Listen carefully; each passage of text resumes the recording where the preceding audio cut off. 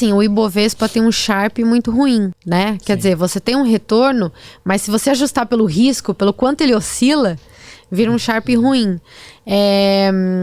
Mas, quando você olha, por exemplo, a Bolsa Americana, é engraçado isso, né? Se você pega os últimos 40 anos da Bolsa Americana, você teve o melhor Sharpe da história, principalmente nos últimos 10 anos. O melhor Sharpe da história mundial da Bolsa. E coincidentemente, na verdade não é uma coincidência, né? É ciclo econômico. Você teve 4 décadas de queda sequencial nas taxas de juros mundiais. Então, desde 1980, quando a taxa de juros americana foi para 20%, até 2020, quando a taxa foi para 0%, você teve um dos maiores ciclos de queda da taxa de juros americana. Consequentemente, quando a taxa de juros cai, os ativos de risco se valorizam, né? Porque eles são fluxos futuros trazidos a valor presente por uma taxa de juro. Quanto menor essa taxa, mais vale o fluxo futuro, né?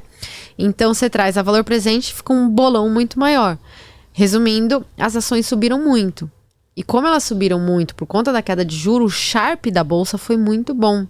Então, tem muita gente que começou a investir nos últimos 40 anos, achando que a Bolsa é o melhor ativo do mundo, porque só sobe, né? Ah, não, a Bolsa só sobe. Ela cai, dali a pouco ela sobe. Mas por que isso aconteceu? Por que a Bolsa foi um caminho reto para cima nos últimos 40 anos? Por conta de um longo ciclo de queda nas taxas de juros. E depois da pandemia, o que aconteceu?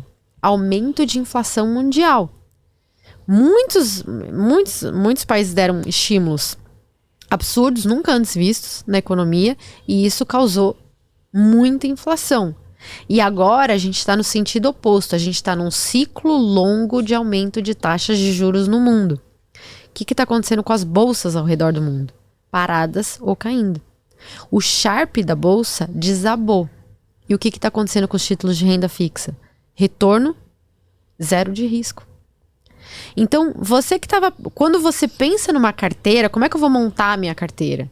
Você tem que ter a noção do ciclo, que eu falei. Porque senão você entra num ciclo de tendência de alta e acha que a bolsa só sobe. Aí você passa 10 anos rendendo 0.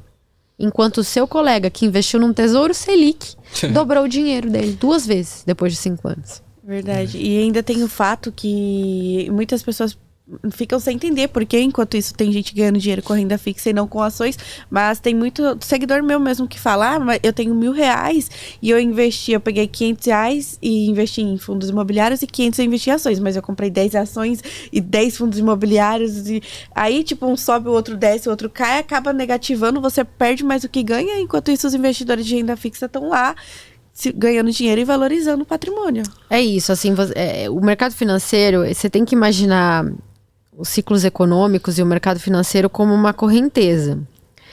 Você tem que se colocar a favor da correnteza. Porque se você vai a favor da correnteza, você pode ter um caiaque que você vai andar para frente.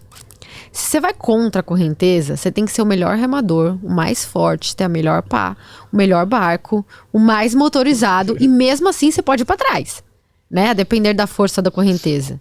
Então, se você está num ciclo de crise e está investido em ação, você pode estar na melhor ação. Muito provavelmente você não vai andar. Ou você vai andar para trás. Então, assim, é muito importante você entender os ciclos e entender que parte do ciclo você tá, porque daí você consegue se colocar a favor da correnteza.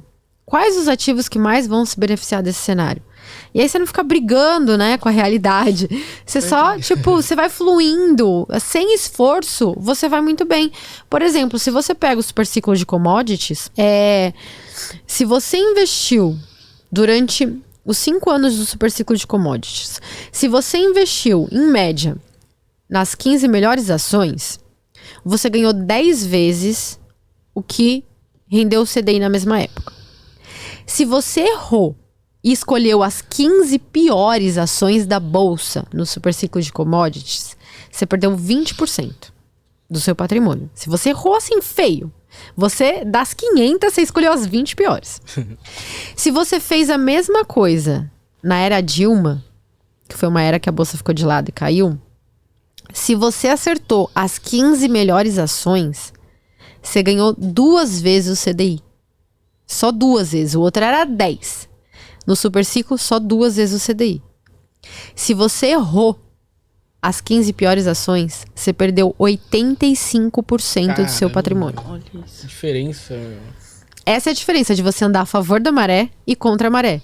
Então, a favor da maré, você não precisa ser o melhor analista. Você não precisa ser o analista mais cuidadoso, não precisa acertar as 15 melhores ações. Você tá no flow, você vai. Sim. Agora, se você tá contra a maré, você precisa ser o melhor remador, o melhor barco, e mesmo assim você quase não vai passar do CDI, entendeu? É verdade.